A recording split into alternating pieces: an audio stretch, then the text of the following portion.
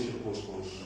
Ensuite, nous écouterons les témoignages, d'abord de Monseigneur Alexandre Mba et ensuite de la sœur Théodora Alouna.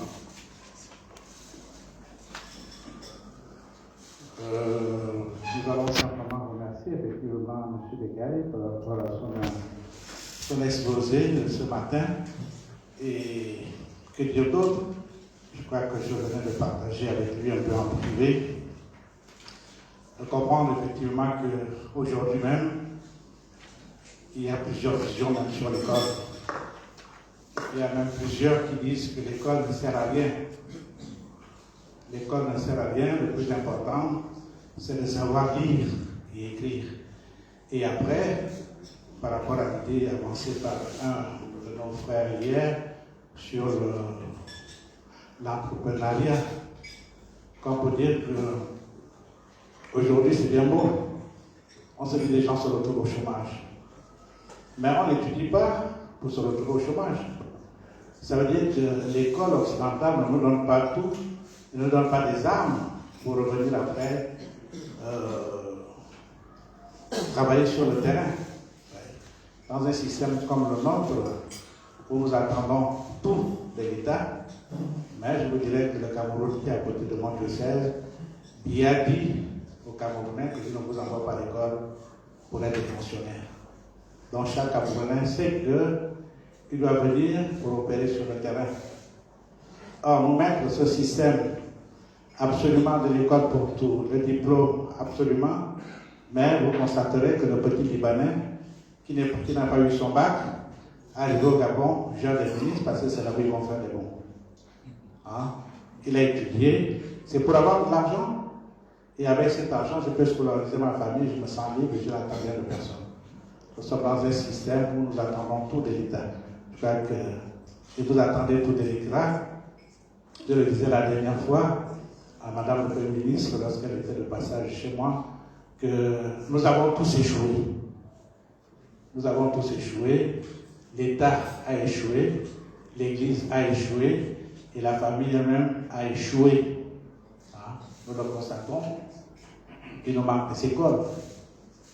À partir du moment où l'État qui devrait assurer la construction des écoles pour scolariser, n'est-ce pas, les enfants, ne le fait pas.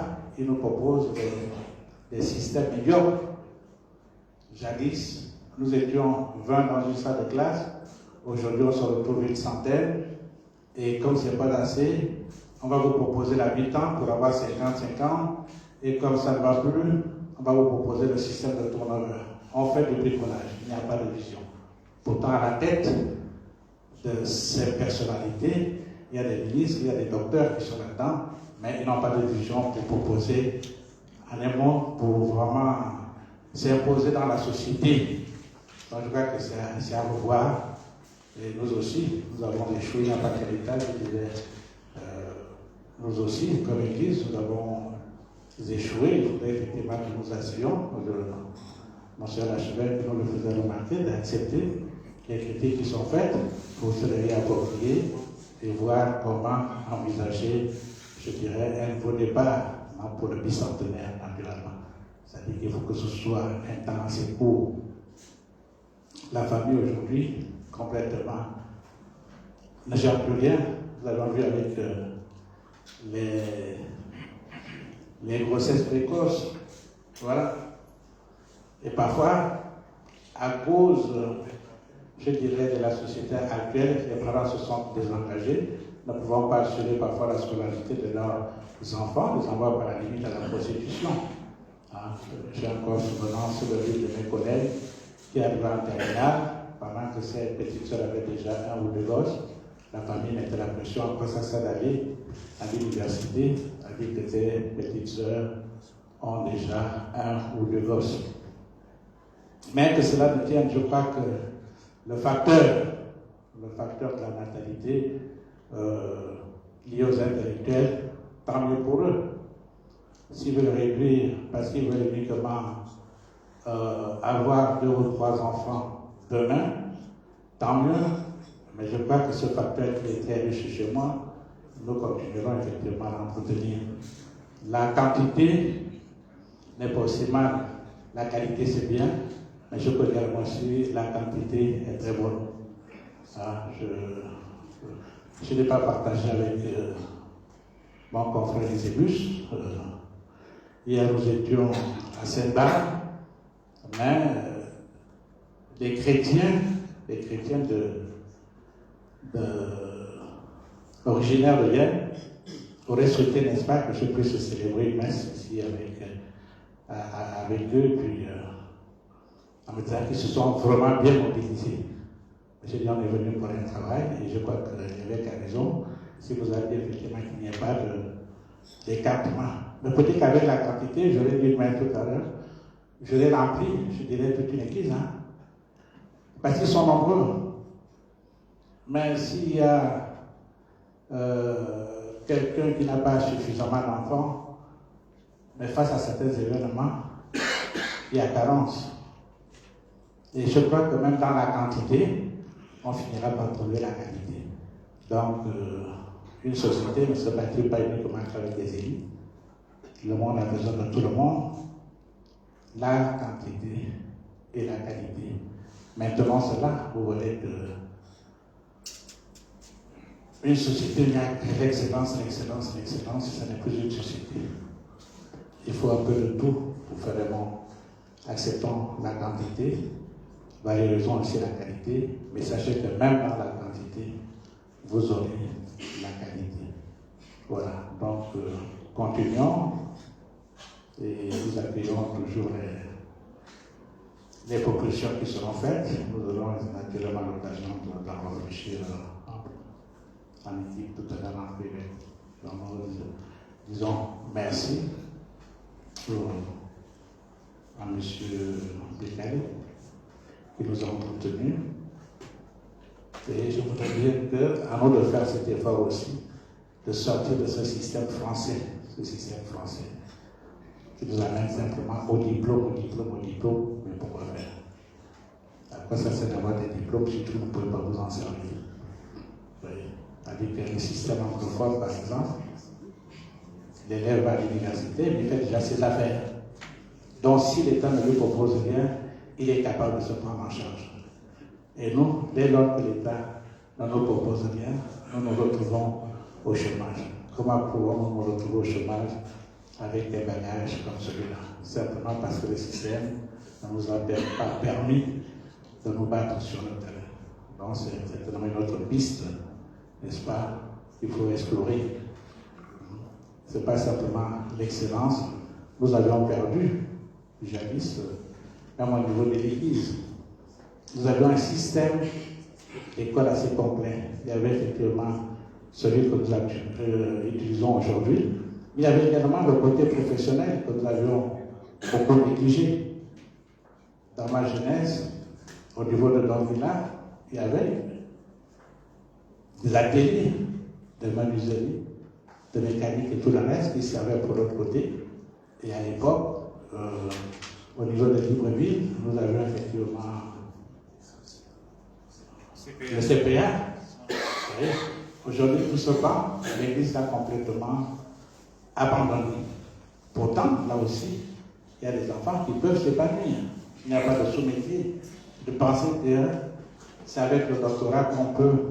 Non, on a toujours besoin. Tu peux avoir tes millions, tes milliards, tu auras besoin, n'est-ce pas, du petit maçon pour te monter le mur, du petit charpentier pour tes fenêtres, hein, et pourquoi pas pour tes meubles. Donc tout le monde est important et ne négligeons pratiquement personne. Et surtout, ne sous-estimons personne en disant que tel enfant n'est pas bon par rapport à moi.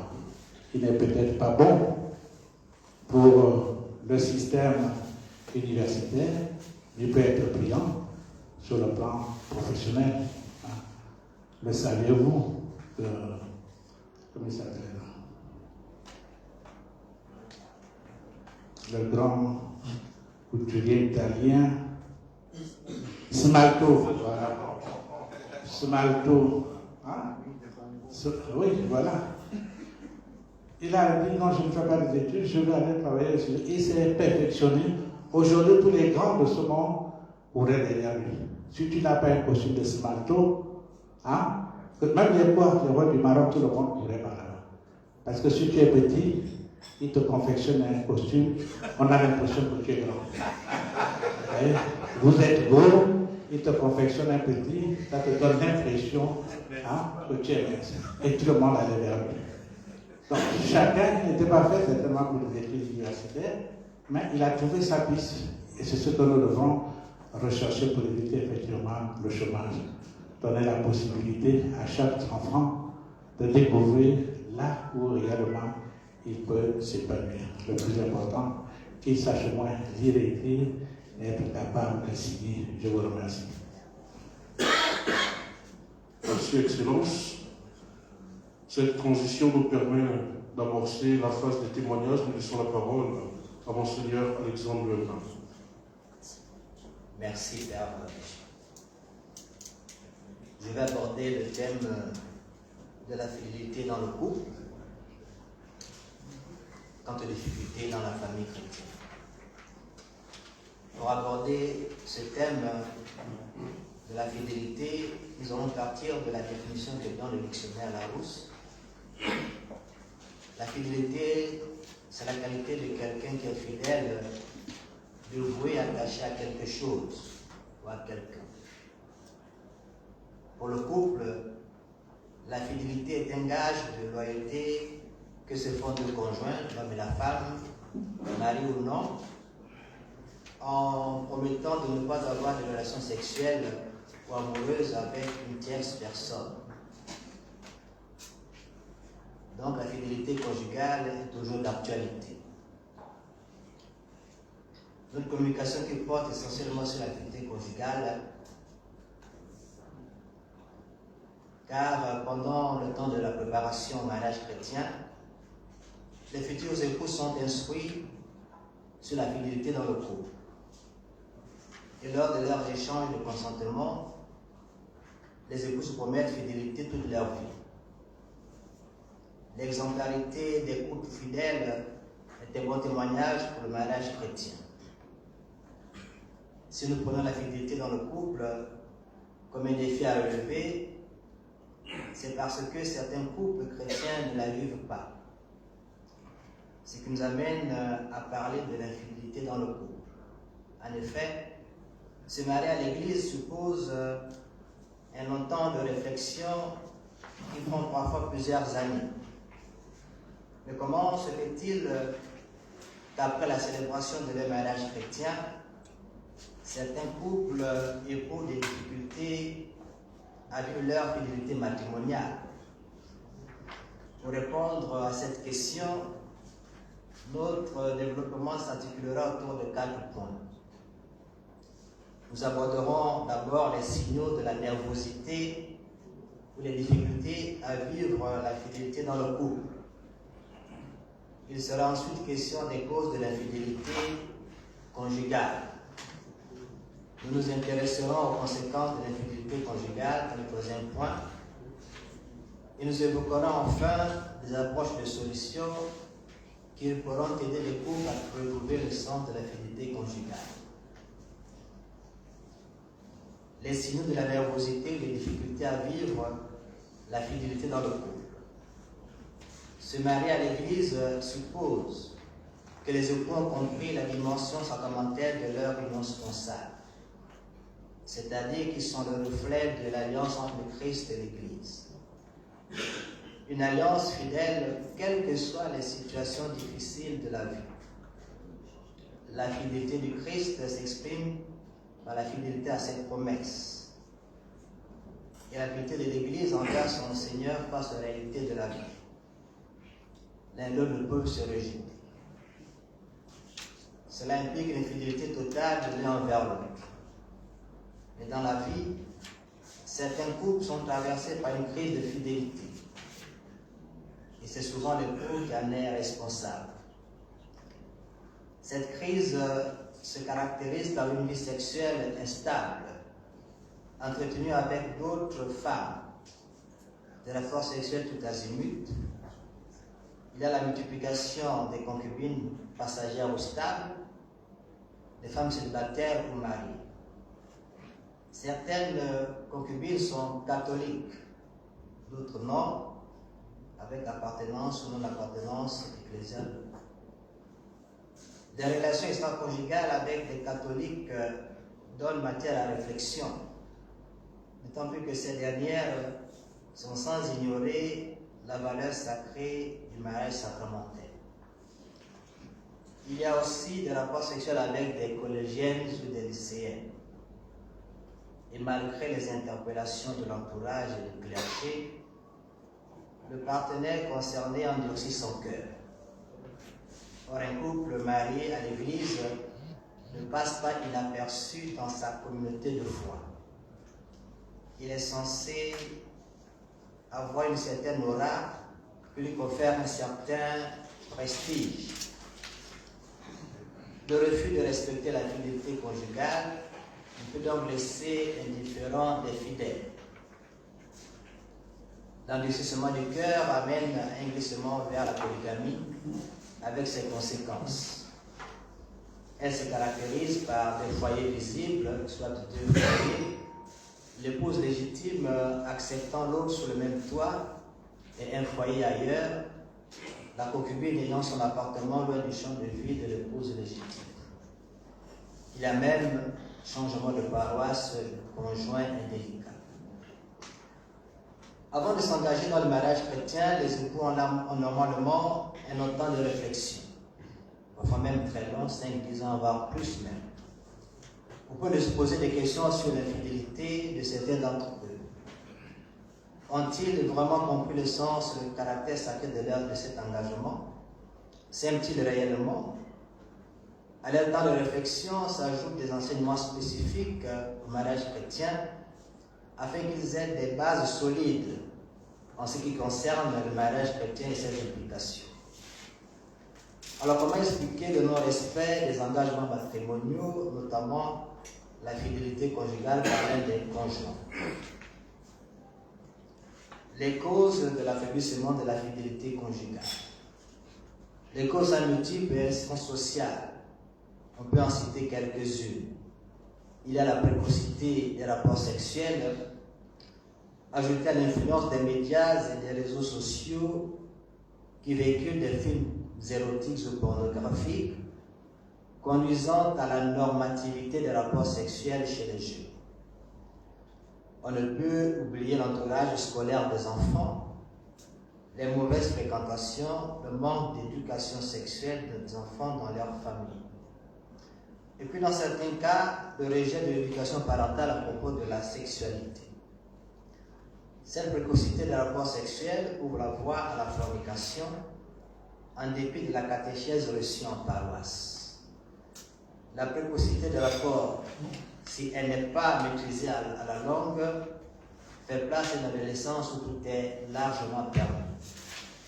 À la vie active, cela ne pourrait que s'aggraver à moins d'un retournement de la conscience. Un foyer mal entretenu est aussi une source de nervosité de la fidélité matrimoniale. L'époux peut se sentir mal à l'aise dans son foyer et aller chercher le confort hors de son foyer. Une hygiène corporelle non maîtrisée peut aussi être une menace à la fidélité des époux. On ne peut oublier le manque de dialogue et des querelles inutiles mais récurrentes. Les conséquences sont fatales pour la famille chrétienne. Les conséquences sont nombreuses et catastrophiques pour la famille catholique, donc pour les époux et leurs enfants. Le foyer est déstabilisé. La femme se résigne à accepter l'état de non-respect de la fidélité de la part de l'époux. Elle n'a désormais que sur les lèvres que l'expression va encore faire comme. La femme se résigne pour sauver son foyer. Elle pense à sa progéniture, à leur avenir. Elle fait aussi preuve de respect de la sacramentalité du mariage chrétien. On ne peut oublier la non-pratique des sacrements par le fautif. Parfois même l'abandon de l'Église. Ceux qui hésitent à se marier à l'Église ont là un alibi.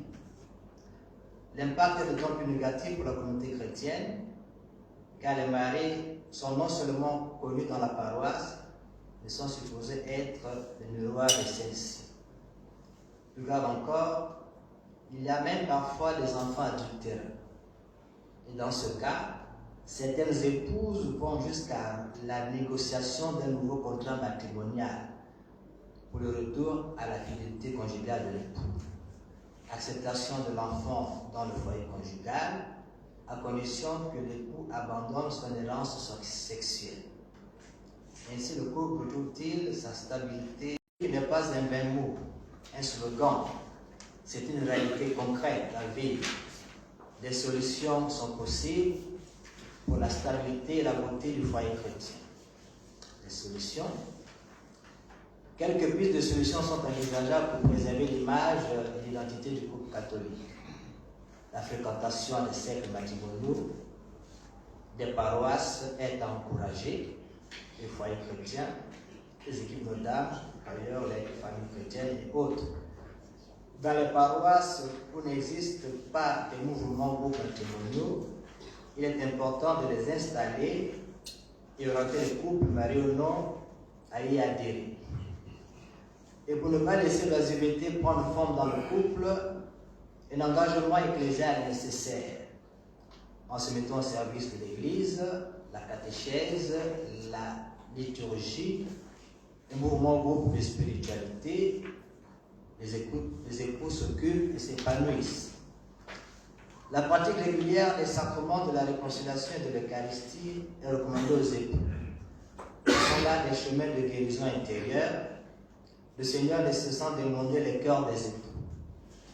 Ainsi, les époux grandiront dans le discernement spirituel pour éviter les épines de la luxure et vivre librement leur fidélité conjugale. Le dialogue est aussi à établir dans le couple, car son absence est une voie de conflit et de beaucoup de déviance dans le foyer catholique. Le dialogue établit la confiance entre les époux et les rend plus heureux. Le bonheur qui se répand sur les enfants. Les époux reviendront donc aux fondamentaux du mariage, s'occuper des enfants et être plus attentifs à eux-mêmes. Pourquoi les époux ne penseraient-ils pas à avoir des week-ends en couple pour eux-mêmes, meublés de cadeaux par exemple, des week-ends de récollection, avoir le moment de retraite spirituelle pour eux-mêmes et pour toute la famille. On pourrait penser à instaurer une méthode d'accompagnement pour les couples afin de vivre la fidélité, suivie par une équipe spécialisée, de prêtres, de religieuses, catéchistes, le couple témoin, de responsables du mouvement matrimonial de la paroisse, des sexologues, des psychologues catholiques, par exemple. Et au niveau diocésain, on pourrait avoir une catéchèse matrimoniale unique et uniforme définie par l'ordinaire de Dieu. En conclusion, le mariage chrétien met les époux dans la liberté totale et pleine. Cette liberté est fondamentale pour leur consentement matrimonial devant Dieu et devant les hommes tant que l'Église. Le mariage chrétien libère et épanouit les époux. Les deux conjoints se disant l'un à l'autre, voici l'os de mes os et la chair de ma chair. La fidélité est un don que Dieu offre aux époux. Il connaît leurs faiblesses et en leur offrant ce don, il leur offre aussi sa guérison. Les époux ont à l'accepter avec ouverture de cœur et humilité. L'Église est là pour les accompagner dans ce cheminement de guérison conjugale et de maturité matrimoniale. Disons merci à Monseigneur Alexandre. Donnons la parole à la grande sœur Théodora. Merci beaucoup. Alors, mon témoignage, mon exposé porte sur la communication paraverbale en jeu, en famille.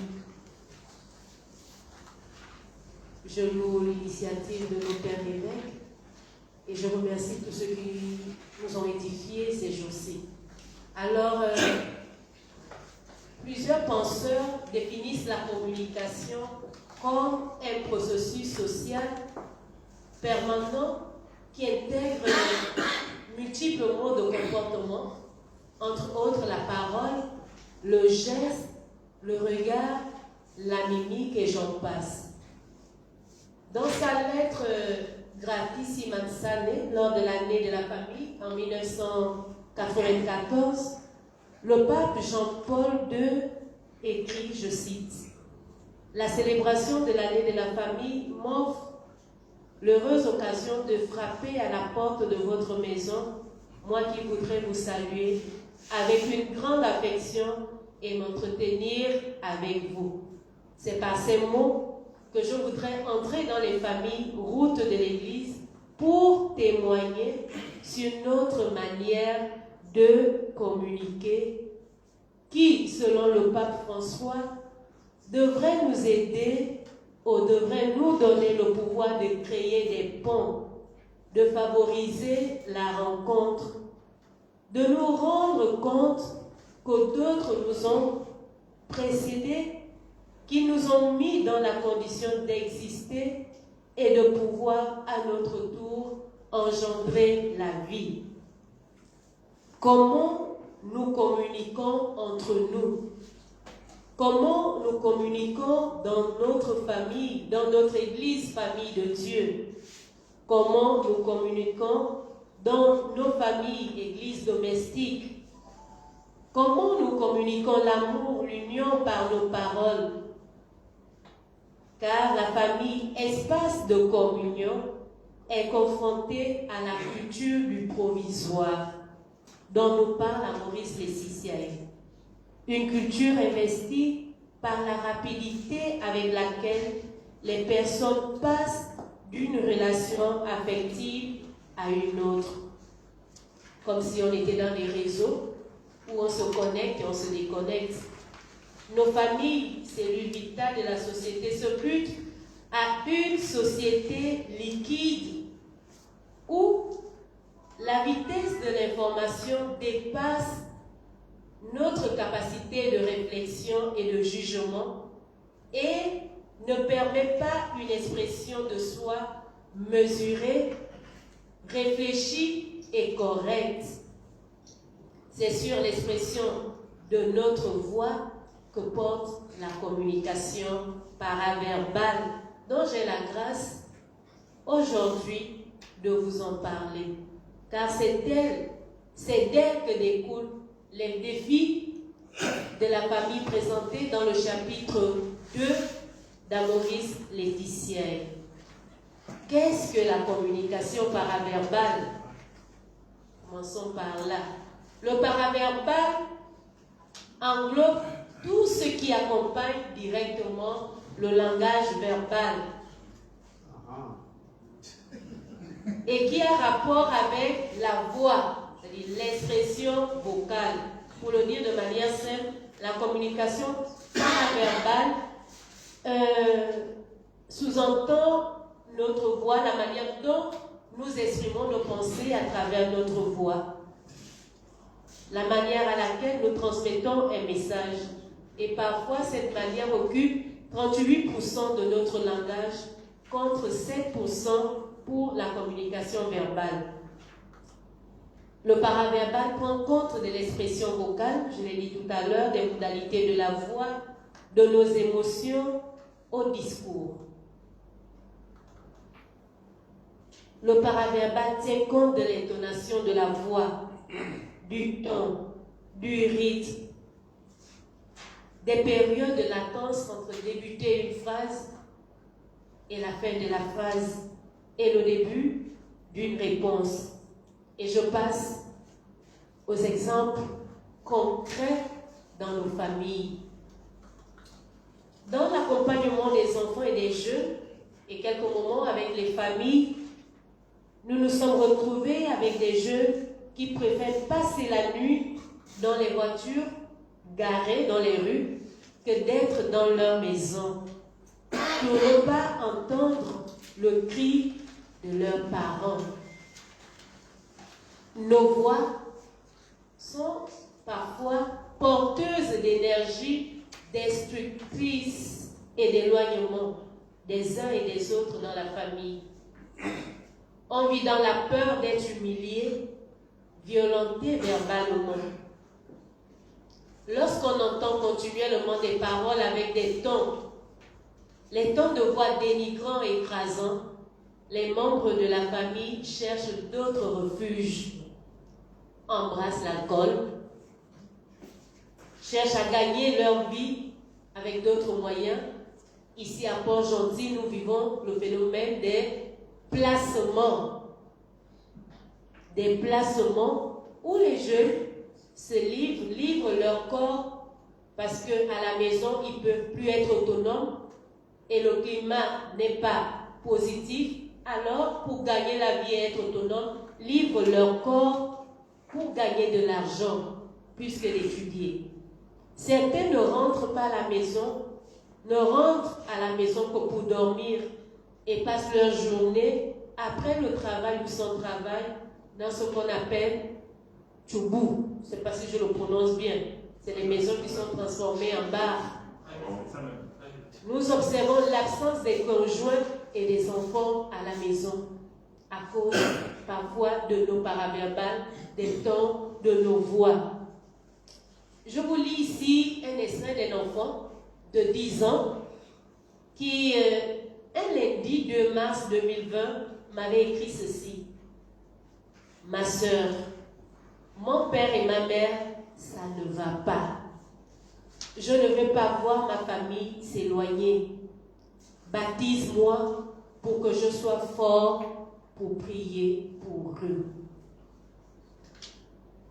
Ceci nous montre effectivement qu'une éducation à la communication paraverbale est essentielle pour une pastorale familiale qui se veut service d'une authentique culture de la rencontre, qui aide chaque membre de la famille à rencontrer le Christ et à vivre à son image et à sa ressemblance. L'accompagnement des familles par les agents pastoraux que nous sommes devrait se manifester par une pastorale de proximité, car le Verbe s'est fait chair et il habitait parmi nous. C'est par cette citation du pape François dans Evangelii Gaudium au numéro 273 que je voudrais terminer mes propos. Je la cite. Je suis une mission sur cette terre, c'est pour cela que je suis dans le monde.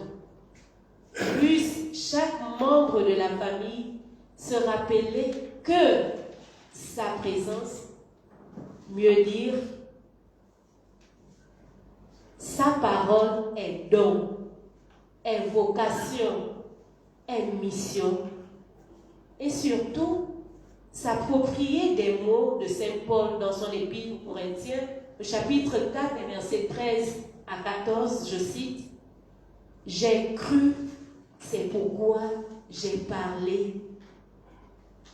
Nous croyons, c'est pourquoi nous parlons. » Que l'éducation à la communication paraverbale soit notre mission pour que la famille vive la joie de l'amour, qui écoute, accueille et pardonne. Merci. Merci à vous, les grandes sœurs. Merci pour cet exposé sur la communication. Merci aussi à Monseigneur Alexandre sur l'exposé relatif à la fidélité dans le couple. Nous invitons justement un couple, le couple non, pour un autre témoignage. Sous vos acclamations, s'il vous plaît. Je vous encourage.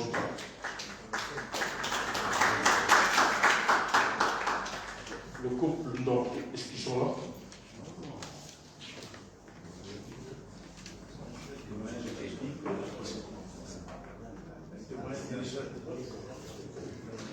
Alors, j'invite plutôt Madame Vouette qui va donner lecture du témoignage du couple non.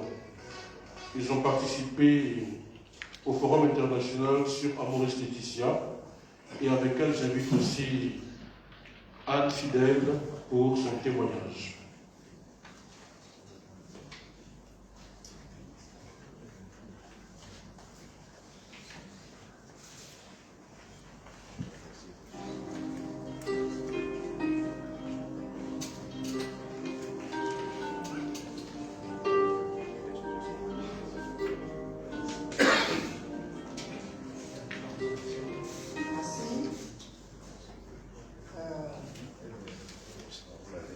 Je vais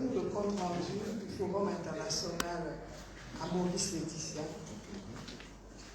Les participants sont absents, donc je fais juste la lecture. Je m'excuse aussi pour la qualité de ma voix. Du 9 au 12 juin 2021, Steve et Maryse, donc, ont participé au Forum international en ligne sur le thème « Où en sommes-nous avec Maurice Laetitia ?» stratégie pour l'application pastorale de l'exhortation du pape François. Près de 112 conférences épiscopales représentées, ainsi que de nombreux mouvements et associations, à ce webinaire. Durant ces 4 jours, les participants ont débattu sur les axes suivants. À Maurice Laetitia, un chemin pour renouveler la pastorale familiale. Le présent et l'avenir de la pastorale familiale pour la rendre plus concrète et proche des familles. À Maurice Laetitia, accompagner en faisant route ensemble, la formation des accompagnateurs et l'éducation des enfants. À Maurice Laetitia, accueillir et vivre la spiritualité conjugale pour devenir des familles missionnaires. À la fin de ces 4 journées, une synthèse des travaux a été faite dont les recommandations sont résumées ci-dessous. Petit 1, l'Église. Les familles d'aujourd'hui ont besoin de découvrir que par le sacrement du mariage, elles ont reçu une mission qu'elles doivent partager avec leur pasteur. La principale contribution à la pastorale familiale est offerte par la paroisse, qui est la famille des familles, où vivent en harmonie des petites communautés, des mouvements ecclésiaux et des associations. Aussi, le pape François a insisté sur la nécessité d'impliquer davantage les fidèles laïcs et en particulier les couples dans la pastorale afin de construire ensemble le tissu ecclésial. Petit 2, la formation. Il faut une formation plus adéquate des prêtres. Les diacres, prêtres et laïcs doivent être formés dans la pastorale de la famille. Les prêtres doivent s'ouvrir à être à l'écoute des familles. C'est cela la communion ecclésiale, car les laïcs ont un rôle fondamental d'évangélisation. De ce fait, la formation des séminaristes doit être renforcée sur cette question. Elle peut se faire aussi par des couples, car le cléricalisme, tant décrié par le Saint-Père, doit s'estomper pour laisser place à la collaboration et à la co-responsabilité. Par ailleurs, il est important d'insister sur la présence des laïcs dans le parcours de formation, car la formation des personnes qui accompagneront les couples dans leur préparation au mariage doit être une priorité. Des époux qui, une fois formés, peuvent assurer la formation de la famille et créer une chaîne de formateurs pour initier des processus de formation qui s'étendent à des familles plus nombreuses. On a plus en plus besoin des laïcs pour accompagner les familles. Pape François dans son message vidéo du 12 juin 2021. Toujours dans le cadre de la formation, la proposition du dicaster dans le sillage des souhaits du Saint-Père part d'une phase pré-catéchuménale qui coïncide en pratique avec le long temps de la préparation à distance au mariage, qui commence dans l'enfance et se poursuit dans la jeunesse. La phase proprement catéchuménale est constituée de 3 étapes distinctes. La préparation proximale, c'est-à-dire préparation aux fiançailles, la préparation immédiate, c'est-à-dire la préparation au mariage, et l'accompagnement des premières années de la vie conjugale. En petit 3, la mission. La pastorale familiale doit être fondamentalement missionnaire pour rejoindre les personnes là où elles se trouvent.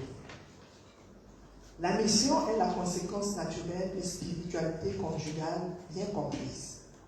En effet, le don du mariage, comme tous les dons du Saint-Esprit, est ordonné non seulement à la sanctification et au salut des époux eux-mêmes, mais aussi bien de tous, et donc à la mission.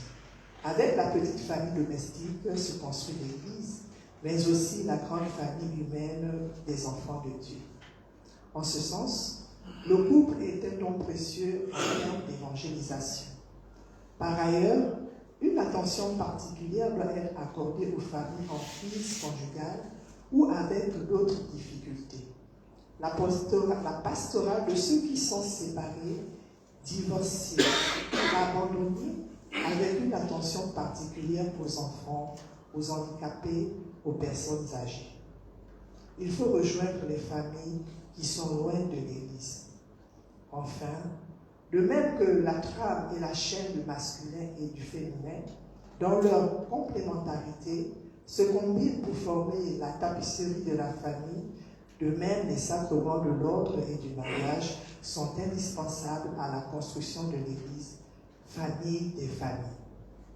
De cette façon, nous pourrons avoir une pastorale familiale dans laquelle nous respirons pleinement un esprit de communion. Pape François, le 12 juin 2021. Que faut-il concrètement pour mettre en œuvre Amoris Laetitia dans notre église particulière au Gabon? Petit 1, la formation. La formation des couples pour animer la pastorale familiale, la formation des formateurs, la formation des conseillers conjugaux et familiaux spécialisés dans l'écoute et l'accompagnement. Petit 2, mettre en place le directoire de la pastorale familiale nationale avec une plus grande intégration entre les diocèses et les mouvements de famille. Petit 3, renforcement de la prière familiale. Petit 4, plus grande participation des familles à la catéchèse, en famille et en paroisse, avec une feuille de route clairement définie. Rendez-vous jusqu'en juin 2022. Les livrets de catéchèse pour la préparation de la Journée mondiale des familles sont déjà disponibles sur le site ainsi que le kit du diocèse www.homefamily2022.com fr WMOF diocésis. Libre de la rencontre et de la prière officielle. Du 22 au 26 juin 2022, organisation simultanée de la Journée mondiale des familles à Rome et dans les diocèses.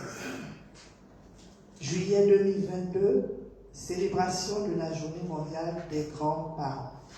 Une messe dédiée aux grands-parents et aux personnes âgées que les évêques puissent célébrer dans la cathédrale ou dans un lieu significatif et que chaque paroisse consacre au moins une de ses liturgies à la dite journée.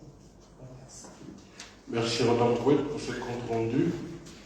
Nous donnons la parole à Anne-Grâce pour son témoignage.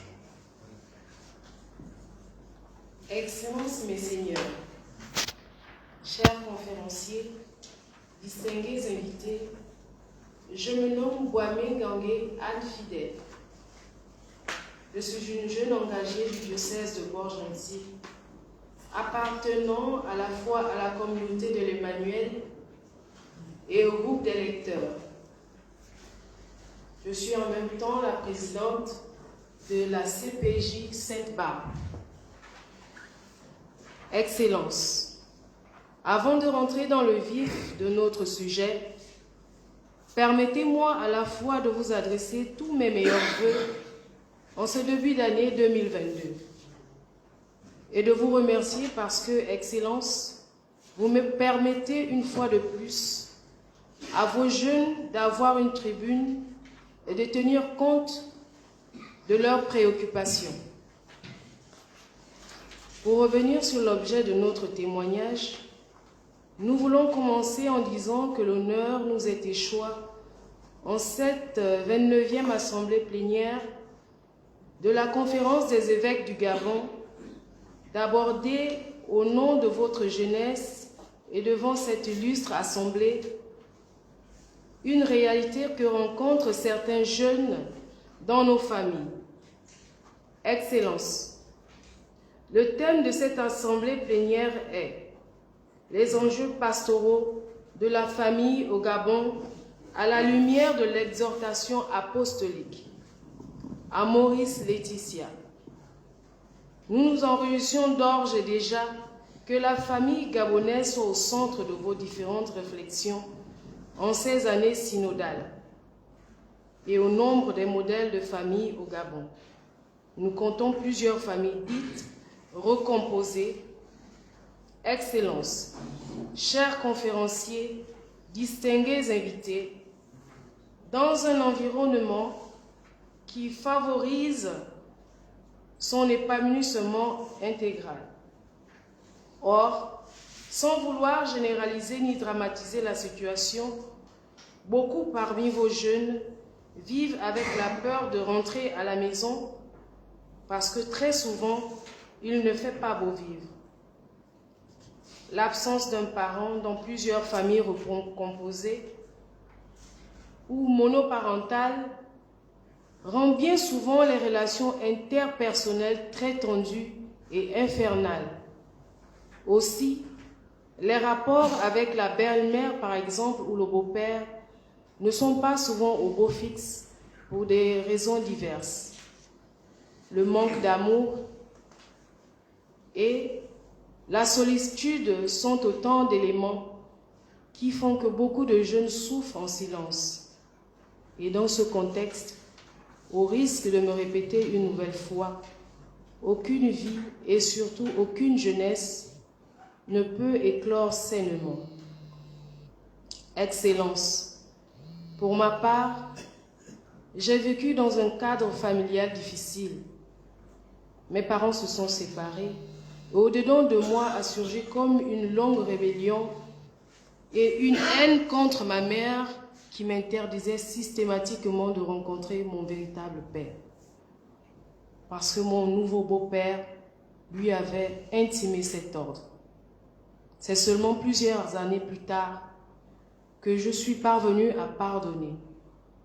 Excellence, pour un jeune en général et une jeune fille en particulier, vivant dans un cadre familial toujours tendu, l'issue immédiate sera de trouver une sorte de réconfort ou d'apaisement hors de la maison parentale, avec tout ce que cela peut entraîner comme conséquence. Excellence, nous savons déjà tous les moyens que vous mettez en place pour que la jeunesse de notre pays se développe de manière intégrale en construisant des écoles pré-primaires, primaires, des collèges et des lycées. Nous voyons aussi tout ce que vous faites dans le sens de redynamiser nos groupes et mouvements dans les différents diocèses. Mais tous ces efforts pourront davantage porter des fruits si et seulement si tous vos jeunes qui vivent dans certaines familles recomposées et même monoparentales, en rentrant chez eux le soir, soient accueillis non pas toujours par une injure, ni par une gifle, mais par un sourire qui les revigore. Excellence, chers pères évêques, plusieurs parmi vos jeunes vivent en silence un calvaire dans ce type de famille. Et difficilement, nous en parlons ouvertement. C'est certainement un tabou. Ce matin, nous ne voulons donc pas jeter l'anathème sur les adultes. Nous souhaitons qu'à l'occasion de vos diverses interventions, vous parliez davantage de cette réalité. car nous savons que la portée de vos interventions peut changer le quotidien de plusieurs parmi nous. Excellences, nous ne nous étendrons pas davantage. C'est donc avec ces modestes mots que nous avions voulu transmettre le témoignage de plusieurs de vos jeunes. Ainsi, à travers ma voix, ce sont plusieurs de vos jeunes qui s'expriment et qui vous remercient une fois de plus pour le regard que vous posiez sur eux. Excellences, que l'Esprit Saint continue de guider l'Église du Christ qui est au Gabon et que Dieu vous protège et vous garde toujours. Je vous remercie.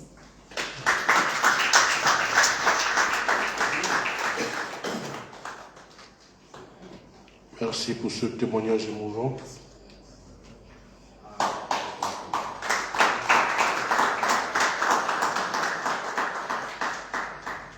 Merci encore à Fidèle Anne. Avant de conclure cette matinée, nous donnons la parole à son Excellence Monseigneur Eusebius Mekezu Ogbonna Marago, évêque de Port-Gentil, pour nous communiquer des informations sur la rencontre mondiale des familles. Excellence, vous avez la parole.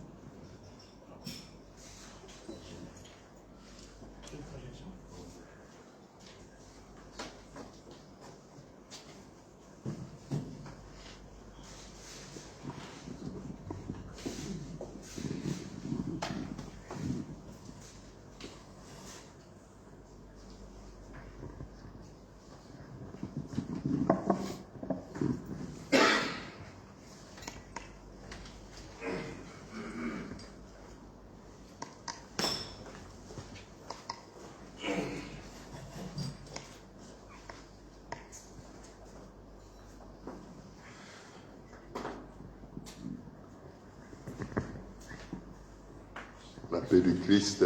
Amen. Alors, ce que nous allons présenter ici, c'est un travail qui a été fait déjà au niveau du Castel à Rome et qui va permettre au diocèse de découvrir un peu comment le pape lui-même présente à Maurice Laetitia. Donc, il a eu une dizaine de vidéos. Ça va?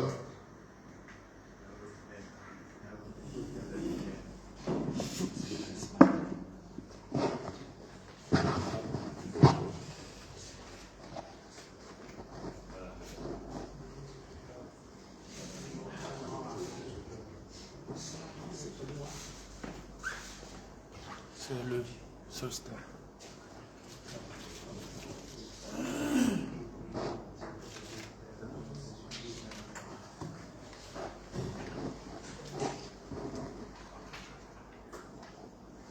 Donc il y a eu une dizaine de vidéos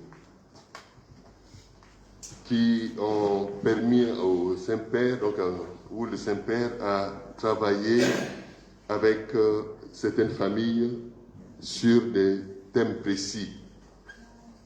Donc, tout d'abord le projet.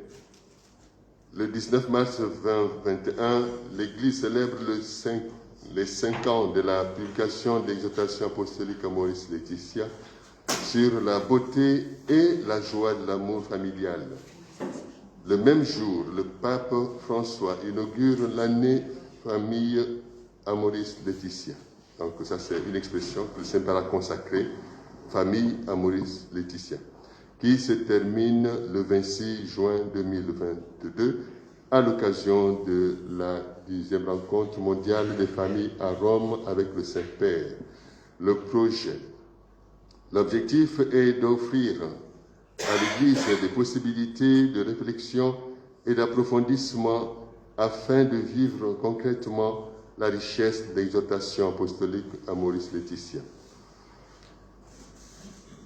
Toujours dans le projet, donc là vous avez les 10 les 10 vidéos.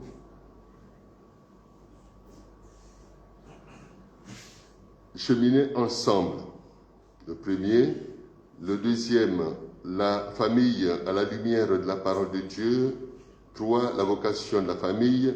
4, l'amour dans le mariage. 5, le pour toujours et la beauté de l'amour. 6, amour fécond.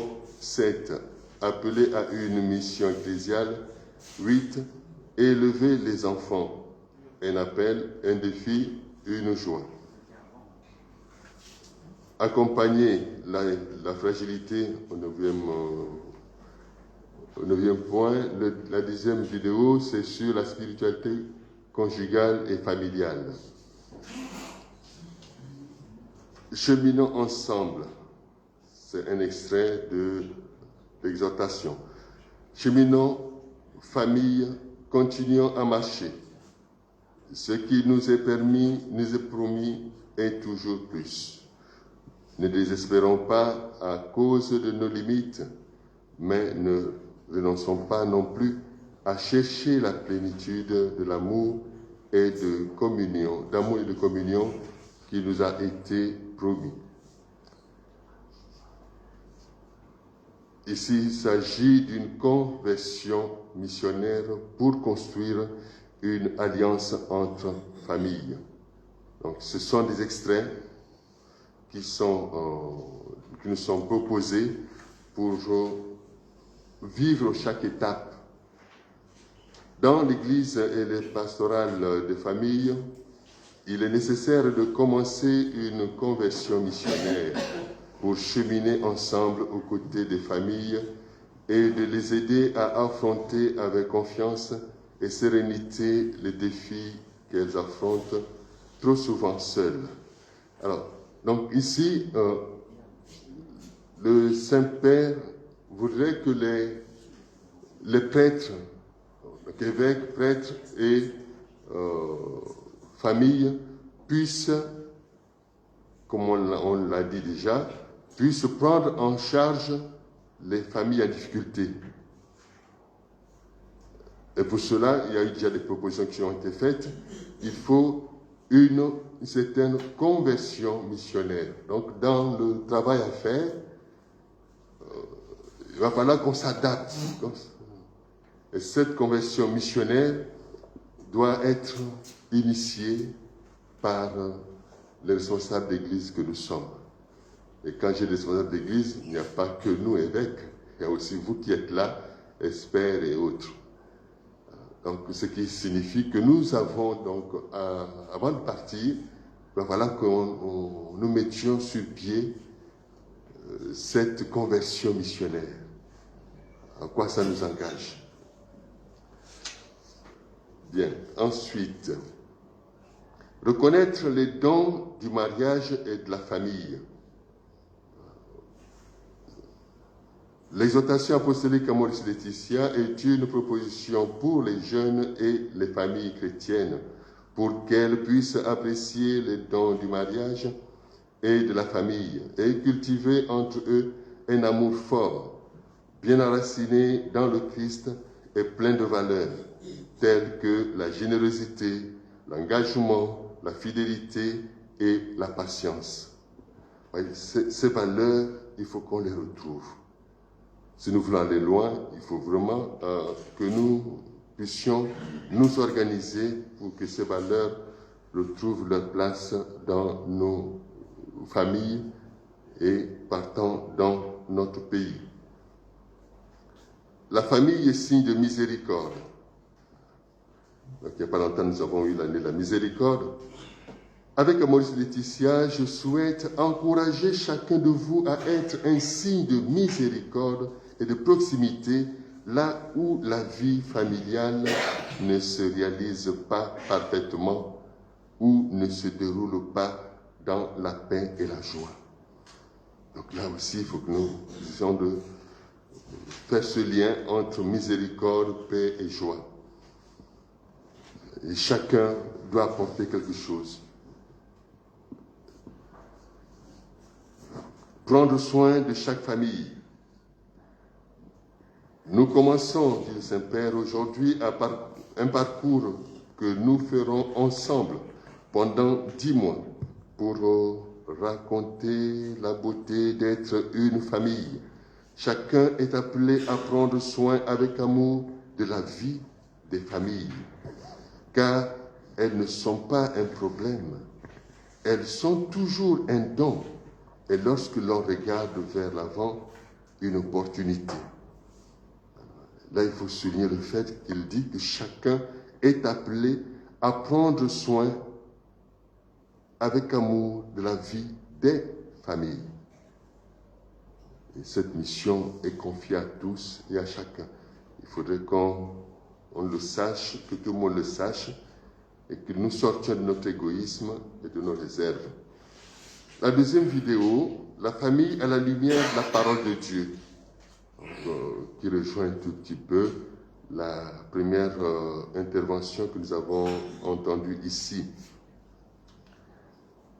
L'amour conjugal, sculpture vivante qui manifeste Dieu. Comment imaginons-nous l'amour de Dieu? Existe-t-il dans le monde une réalité concrète qui nous aide à voir cet amour de nos propres yeux? Bien sûr qu'elle existe. C'est la famille, l'image de Dieu qui se reflète dans l'homme et la femme dans l'amour conjugal, une sculpture vivante qui manifeste Dieu. Donc la présence de Dieu dans l'amour conjugal, c'est aussi des choses que nous devons enseigner à nos jeunes avant qu'ils ne commencent leur dire que Dieu est présent. Et ceux qui sont déjà mariés, leur rappeler que Dieu existe. Dieu existe dans leur famille. Et quand Dieu est présent, on n'a pas besoin d'aller dans des séparations, dans le... Comment vous appelez ça là? Dans le divorce, merci. Ensuite, aucun de nous n'est destiné à la solitude. Ouais, c'est vraiment des phrases fortes où le pape nous invite à nous engager tous. D'où vient la famille?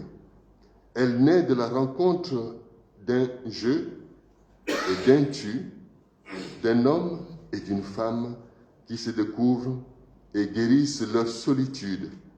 Aucun d'entre nous n'est destiné à la solitude. Nous sommes pensés pour être un autre, avec grand A, pour être un don d'amour pour quelqu'un et pour générer la vie dans l'amour. Alors, les témoignages, tels que ceux que nous avons entendus tout à l'heure, peuvent déjà nous interpeller pour que la solitude soit attaquée de front et donner à tous la possibilité de vivre dans la joie de l'amour. L'amour authentique est toujours fécond. Et le Saint-Père nous dit, la fécondité du couple est l'image du dynamisme de l'amour qui agit en Dieu, de l'acte créateur de Dieu. L'amour fécond, l'amour qui engendre est symbolique des réalités intimes de Dieu. Chaque fois qu'un enfant est conçu, l'homme et la femme procréent ensemble avec Dieu. Ils donnent un fils à Dieu qui intervient dans cet amour. C'est pourquoi chaque vie humaine est unique et précieuse et doit être protégée. Tu as des soucis là-bas, j'ai l'impression. Alors, prends, c'est pas paginé là-bas, c'est bon? C'est bon? C'est paginé, 15.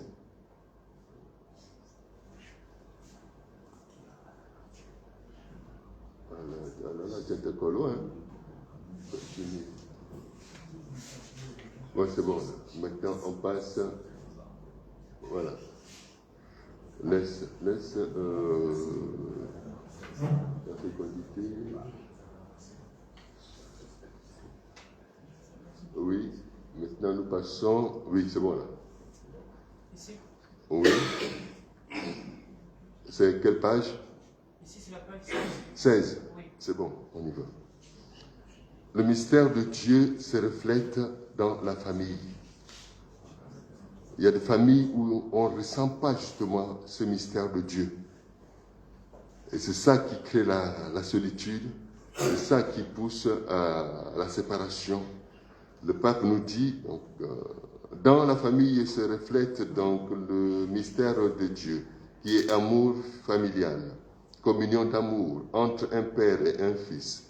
Vivez avec courage et sérénité chaque défi familial, qu'il soit triste ou passionnant, et gardez et méditez dans votre cœur les merveilles de Dieu cachées dans chaque instant de votre vie quotidienne. Dieu nous aime et toutes choses contribuent à notre bien si nous cherchons Dieu. Amoris Laetitia 22. Nous passons à la vidéo 3. Voilà, c'est bien. La famille peut être une lumière dans les ténèbres du monde. Voilà. Une des missions de la famille, une de ses vocations, être une lumière dans les ténèbres du monde. Quelquefois, dans nos moments de formation, on ne donne pas aux familles, aux couples qui sont formés cette mission-là, cette vocation. On n'ouvre pas le pan sur le monde. Ils sont comme refermés entre eux, ils cherchent leur bonheur entre eux, alors qu'ils sont appelés à être lumière dans le monde. Avec, dit le Saint-Père, avec le même regard de tendresse et de miséricorde que portait Jésus, l'Église veut accompagner les familles et faire de chaque famille un pilier de l'évangélisation. Je veux vous dire une chose, 2 points. Par le sacrement du mariage, chaque famille reçoit la grâce de devenir une lumière dans les ténèbres du monde. Et ça, je crois que c'est des points sur lesquels nous devons insister désormais. Saint en tant qu'époux, la recherche de la sainteté, travailler dans ce sens. Le pape nous dit, il y a 3 numéros collectés ici, connaissez-vous des couples d'époux saints? Il existe de nombreuses causes de béatification pour les saints époux. Saints en tant qu'époux, saints ensemble, autant le mari que la femme. Des personnes normales qui, par le mariage, ont témoigné de l'amour de Jésus. Chacun de vos mariages peut être sacré si vous le souhaitez. Vous, les époux, vous êtes comme des hommes et des femmes consacrés et vous êtes essentiels pour construire l'Église. L'Église est une famille de familles. On a entendu l'expression tout à l'heure. Chaque famille est un bien, une force pour l'Église. La beauté du don généré au sein des familles, la joie pour la vie à naître et l'attention aux petits et aux aînés rendent chaque famille irremplaçable, non seulement dans l'Église, mais aussi dans la société. C'est pourquoi l'Église est une famille de familles, enrichie par la contribution de chacun d'entre vous. Donc, Église, famille de famille. Nous sommes toujours à la 3e vidéo, le sens de notre vie ensemble. D'autres papes avant moi ont également écrit sur des sujets qui intéressent les familles.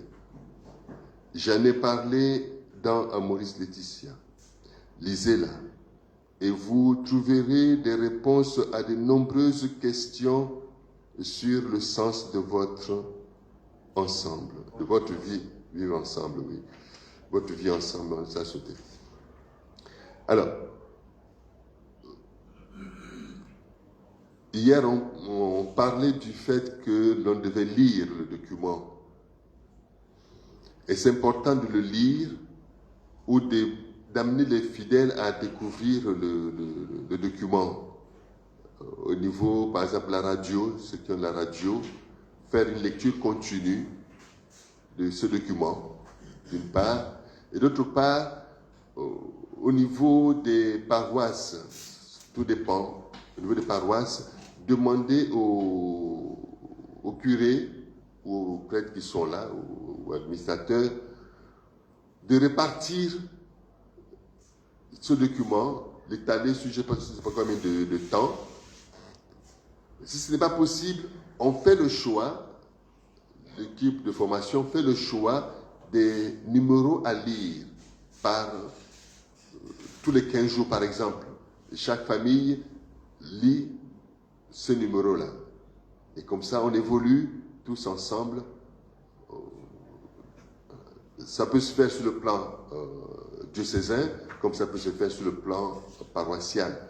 Mais l'essentiel pour nous, c'est de lire ce document.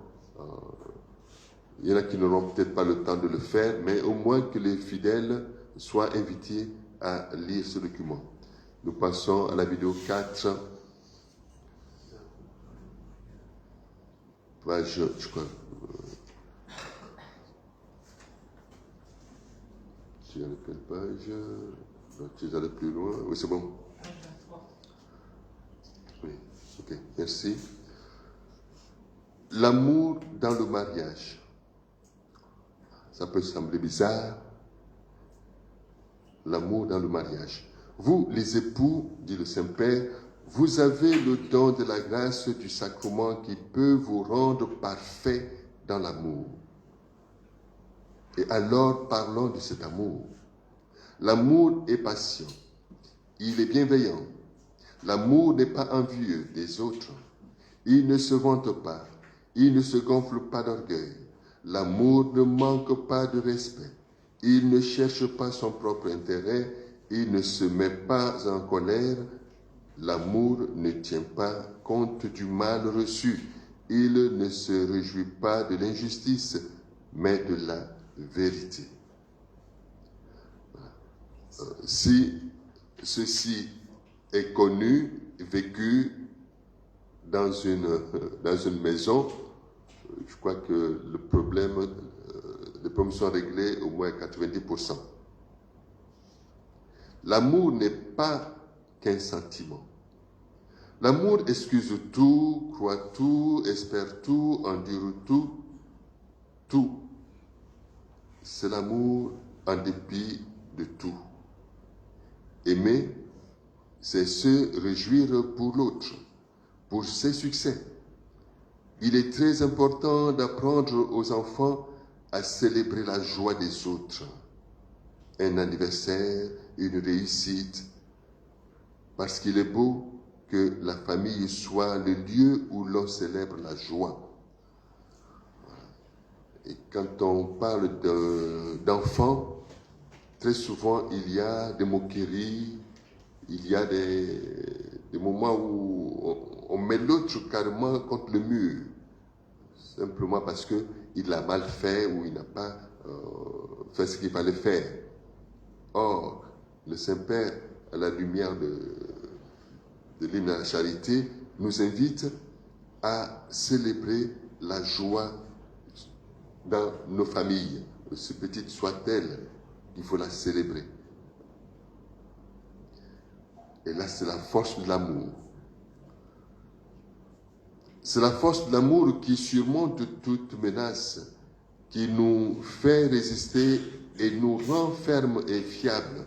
L'amour permet aux enfants de Dieu de dire de leurs parents, je sais que papa et maman seront toujours là. Je peux compter sur eux. Et je peux avoir confiance en leur amour. Et nous savons que cette phrase est difficile dans certaines familles aujourd'hui, pour certains enfants. Rien qu'à partir des témoignages que nous venons d'entendre. L'amour dans le mariage, toujours. Vous, les époux, vous avez le don de la grâce du sacrement qui peut vous rendre parfait dans l'amour. Et alors, on a déjà vu ça. Oui, on va passer. Pardon. 5e vidéo, très bien. Le pour toujours et la beauté de l'amour. L'amour est un processus dynamique. Le mariage est un signe précieux. Il est l'icône de l'amour de Dieu pour nous. Cela ne signifie pas que l'amour entre conjoints doit être parfait. Personne ne l'est. Mais l'amour entre conjoints est un processus dynamique qui se poursuit et s'améliore au cours d'une vie. C'est pourquoi le mariage exige la fidélité. Le mariage est pour toujours. Voilà. Tout à l'heure, nous avons entendu un témoignage sur la fidélité.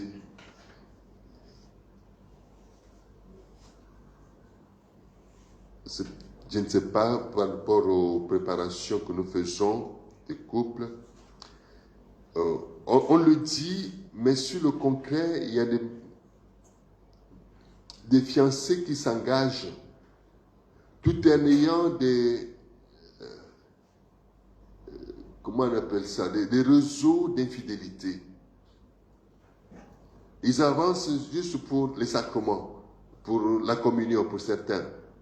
Mais entre-temps, derrière, il y a toutes ces ramifications, tous ces points d'infidélité qui restent intacts pratiquement. Et ça, c'est un danger pour le couple, pour la famille. Alors, comment désamorcer et couper tous ces liens? C'est tout un travail à faire, que ce soit sur le plan psychologique, sur le plan social, affectif, et ainsi de suite.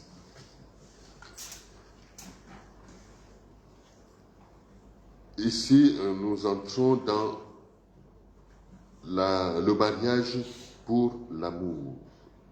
Le mariage pour l'amour. Le mariage démontre le sérieux de l'engagement entre deux personnes qui s'aiment. Ne pas se marier signifie ne pas vouloir rendre l'engagement public, avoir des réserves, ne pas être convaincu, ne pas être sûr. On ne sait jamais. Et nous avons des couples aujourd'hui qui vont s'engager dans le mariage très tard. Certains, comme disait l'abbé Casimir, on les amène à l'église sur les brouettes. Dans les brouettes.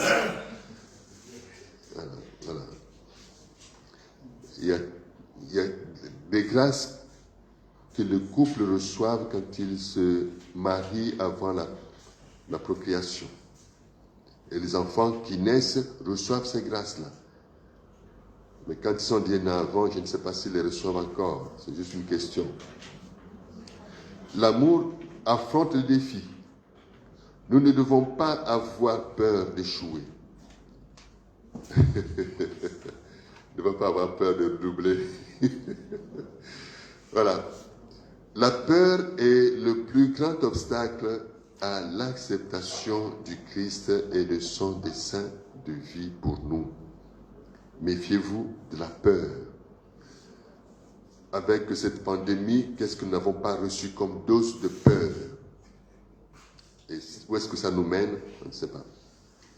Et quand la peur atterrit dans un foyer, ça fait des dégâts. L'amour doit être protégé. Très bien. Le Saint-Père nous dit, l'Église a grand besoin de la fidélité courageuse des époux à la grâce du sacrement. Il est nécessaire que chaque couple témoigne de la beauté du mariage chrétien, malgré les difficultés et les défis de chaque jour. C'est peut-être des choses à dire à tous les couples. Voilà.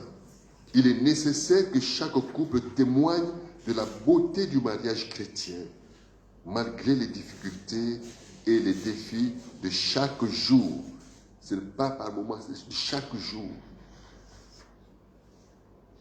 6e vidéo, l'amour fécond. L'amour colore le gris du monde. L'amour donne toujours la vie. L'amour conjugal ne se limite pas au couple, mais génère une famille. Et quand on dit famille, justement, c'est une famille qui est dans la société dans le monde, et cela peut irradier la joie partout. Chaque enfant est un don, ça tout le monde le sait, mais est-ce qu'on le vit concrètement? Le numéro 170, dans la famille, la vie est générée et accueillie. Chaque enfant qui arrive est un don de Dieu. Chaque enfant doit être accueilli comme un fils, dans tous les cas et en toutes circonstances. L'amour des parents est un instrument de l'amour de Dieu qui attend avec eux la naissance de chaque enfant, l'accepte et l'accueille tel qu'il est. À chaque femme qui attend un enfant, je dis, vous êtes un instrument de Dieu pour apporter une nouvelle vie dans le monde. Voilà. Vous êtes un instrument de Dieu pour apporter une nouvelle vie dans le monde. Je ne t'oublierai pas. L'adoption est un choix chrétien. L'adoption, c'est donner une famille à quelqu'un qui n'en a pas. Et c'est l'acte d'amour par lequel un homme et une femme deviennent les médiateurs de l'amour de Dieu. À travers eux, Dieu dit, même si ta mère t'oublie, je ne t'oublierai jamais. 7e vidéo, appelée à une mission ecclésiale. Premier point, témoigner avec joie l'évangile de la famille. Les familles chrétiennes sont les principaux sujets de la pastorale familiale grâce au sacrement du mariage. Toutes les familles peuvent être les premiers témoins de la joie de l'Évangile. Toutes les familles peuvent être les premiers témoins de la joie de l'Évangile. Et le monde a besoin d'être en contact avec cette joie de l'Évangile. Et les époux sont les acteurs privilégiés pour cette mission. Les familles sont nécessaires pour montrer aux jeunes l'évangile de l'amour. Une préoccupation générique pour la famille dans les grands projets pastoraux ne suffit pas. Nous avons besoin d'un nouvel élan missionnaire. Nous ne pouvons pas nous arrêter aux théories, mais nous atteler aux problèmes concrets des gens. La préparation des jeunes au mariage est un pilier pour évangéliser à travers les familles.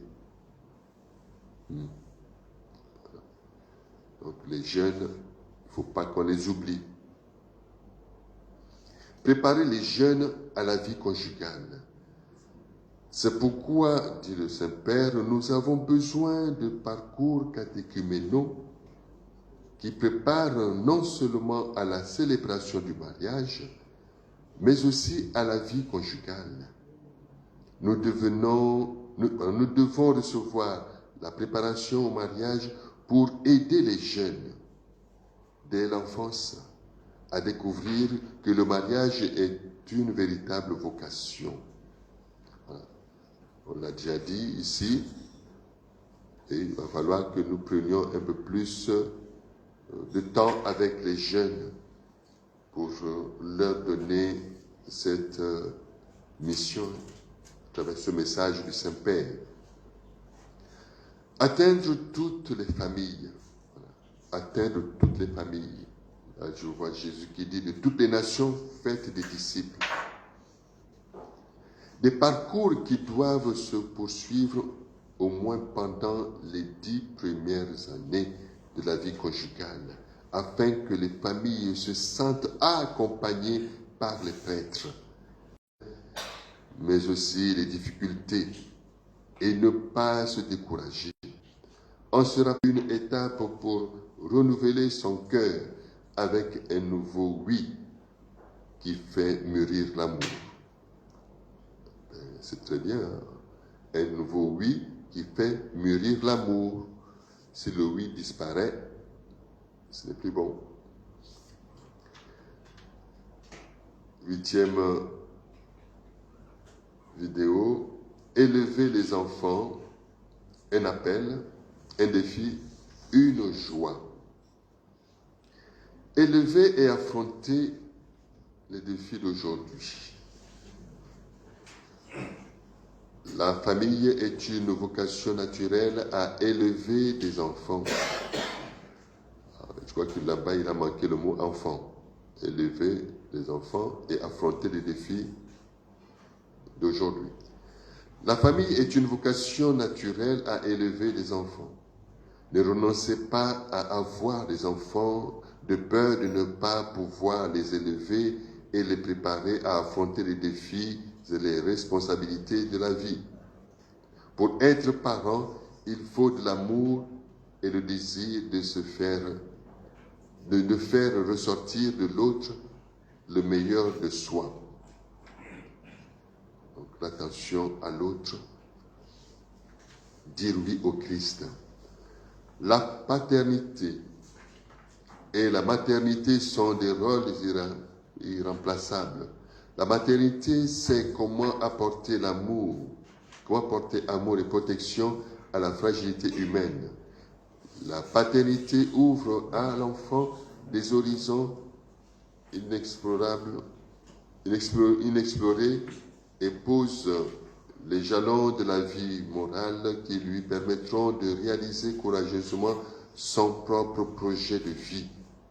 Mais il y a plus.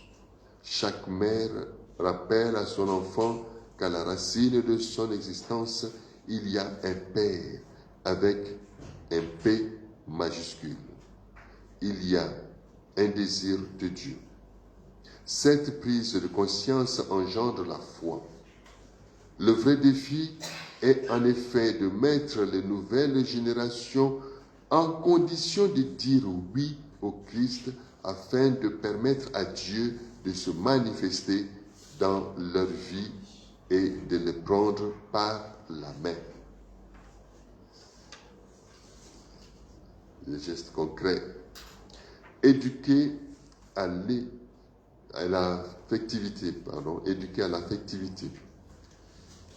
À l'heure où la sexualité est souvent réduite à une simple consommation, à l'usage des autres, les familles ont la tâche d'éduquer leurs enfants à l'affectivité et à une sexualité responsable qui respecte la dignité de la personne.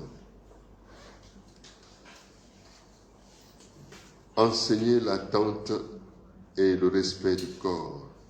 En ce sens, la pastorale doit aider les familles à introduire des valeurs humaines essentielles telles que la modestie, le respect de la différence entre l'homme et la femme, très bien, la connaissance et l'acceptation du corps, la signification du don total de soi dans le mariage, la valeur des fiançailles comme temps de maturation en vue du mariage.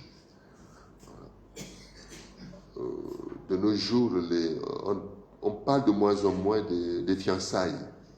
Bon, je ne sais pas si vous les trouvez encore les fiancés. Ils sont fiancés quand ils sont dans leur concubinage, mais ce n'est pas célébré comme tel. Nous passons à la 9e vidéo, accompagner la fragilité. Les fragilités. Aujourd'hui, la fragilité des familles est mise à rude épreuve. Nous sommes tous fragiles et les séparations, divorces et concubinages sont devenus une réalité pour de nombreuses familles dans le monde. L'Église a le devoir de tendre la main à ceux qui souhaitent rester proches de Dieu, de les aider à transformer leurs échecs et leurs souffrances en l'occasion de cheminer vers la plénitude de l'Évangile. Donc, l'Église a le devoir de tendre la main à ceux qui souhaitent rester proches de Dieu, de les aider à transformer leurs échecs et leurs souffrances en occasion de cheminer vers la plénitude de l'Évangile. Le discernement.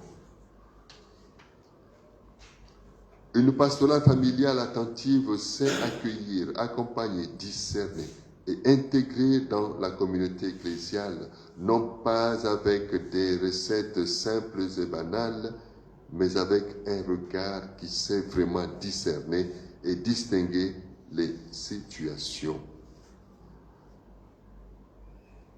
Petit pas.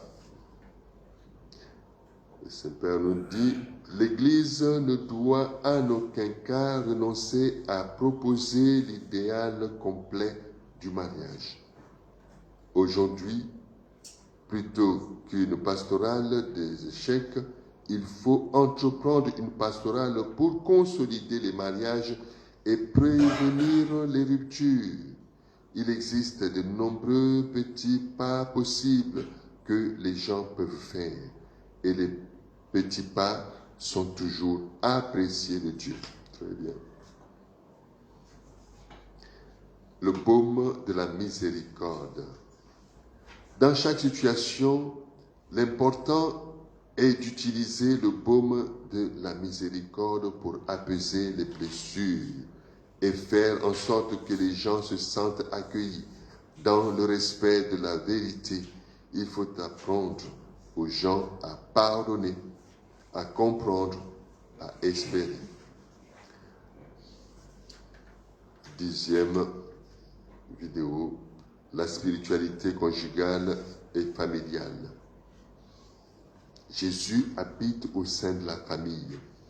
Chaque famille souhaite vivre en paix et dans un environnement où elle se sent aimée et comprise. Comment une famille peut-elle créer en son sein un environnement accueillant?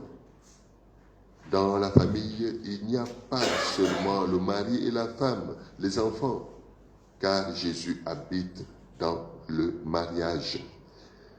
Le Seigneur vit dans la famille. Le Seigneur vit dans la famille réelle et concrète. Il s'exprime dans les gestes d'amour, des gestes concrets entre mari et femme, entre parents et enfants. Les caresses dans une famille sont très importantes. Lorsque les caresses font défaut dans une famille, on peut dire que l'hiver est arrivé dans cette famille. L'hiver existentiel. Voilà, des gestes qui parlent et qui donnent la joie. Appelé à proclamer. Combien il est important d'annoncer aux couples mariés que le Christ est présent dans leur sacrement, qu'ils ne sont jamais seuls, même lorsqu'ils se sentent désespérés. C'est pourquoi il est important que les couples qui ont découvert ce secret le transmettent à d'autres couples, comme un bouche à oreille qui peut illuminer chaque famille de grâce et d'espérance. Des choses pratiques. Marchons, famille, continuons à marcher. Aucune famille ne naît parfaite et toute... Pardon? il n'y a pas de famille prête à porter, comme pour les habits. Aucune famille n'est parfaite et toute faite.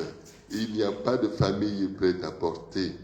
Ne perdons jamais l'espérance à cause de nos limites, mais ne renonçons pas non plus à rechercher la plénitude d'amour et de communion qui nous a été promise. Faire Église à la maison.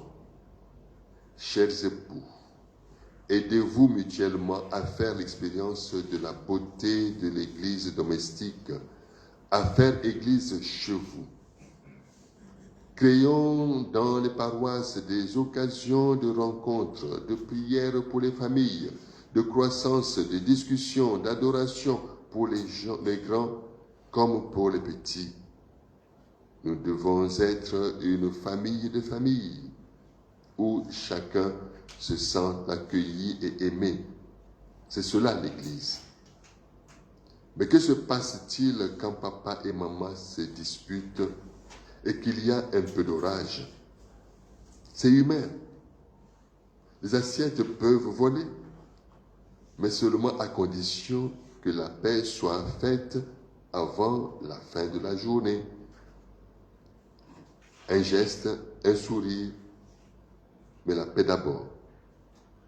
Parce que je peux vous dire que la guerre froide du lendemain est très dangereuse.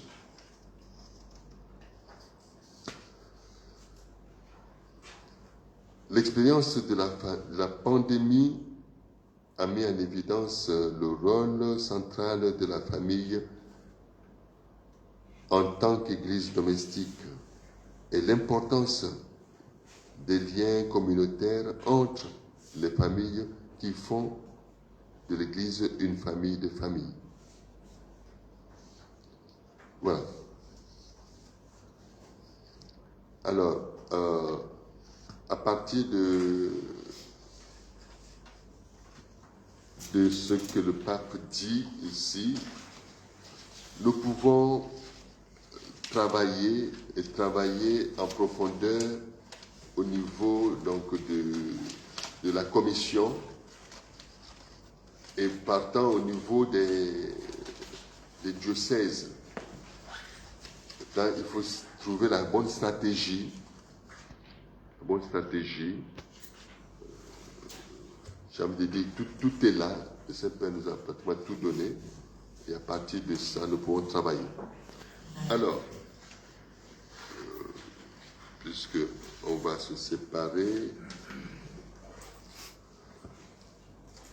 nous parlions des chantiers qu'on pourrait ouvrir.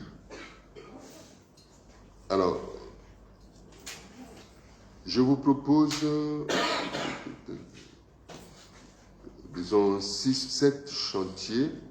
On va en choisir peut-être 2 ou 3 pour être efficace. Alors, un chantier, pêle-mêle, un chantier sur la dot. Un chantier sur, disons, les finances, l'argent dans la famille. Un chantier sur la formation, surtout avant et après. Donc, la formation immédiate est presque acquise un peu partout. Donc, la formation avant, c'est nos enfants, nos jeunes, nos adolescents qui ont cette vocation au mariage qu'il va falloir aider à se préparer et à prendre la lumière suffisante avant de s'engager. Et quand nous discutons avec les parents aujourd'hui, même nos parents, ils n'ont pas eu cette opportunité d'être préparés. La préparation qui se faisait au village, c'est un peu comment on dit à la fille comment il peut rester avec son homme, c'est tout. Or là, il y a tout un autre aspect, d'autres aspects qu'il faut découvrir, aider les enfants à découvrir et qu'ils prennent déjà le temps de discerner eux-mêmes leur propre vocation. Donc il y a un avant-mariage, je dirais même un avant-fiançailles, et retrouver le temps de fiançailles. Qu'est-ce qu'on fait exactement là-dedans? L'Église en parle, mais concrètement, nous ne sommes pas sur le terrain avec nos futurs mariés pour les aider à vivre leur fiançailles, selon ce que dit l'Église. Et après, il y a justement, après le mariage, après, il faut aussi un accompagnement, le Saint-Père en parle largement. Cet accompagnement doit être institutionnalisé. Il ne faut pas qu'il soit limité au moment où il y a un problème. On accompagne simplement les couples qui ont des problèmes. Il faut qu'on ait quelque chose d'ouvert, suffisamment ouvert, pour aider ceux qui sont déjà mariés à avancer.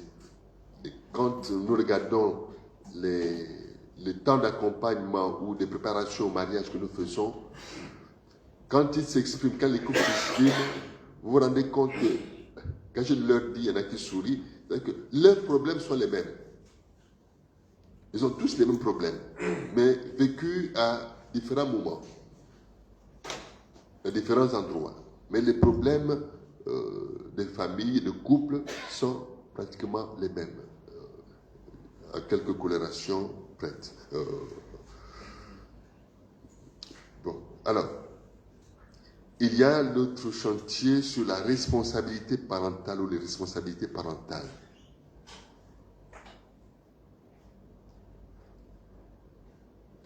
Et puis la spiritualité conjugale, la spiritualité familiale.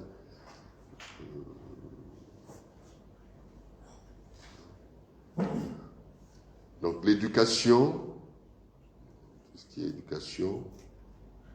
Alors voilà un peu les différents chantiers qui nous sont proposés.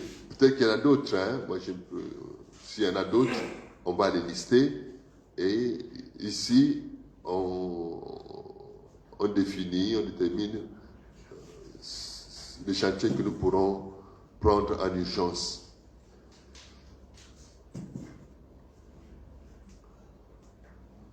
À vous la parole.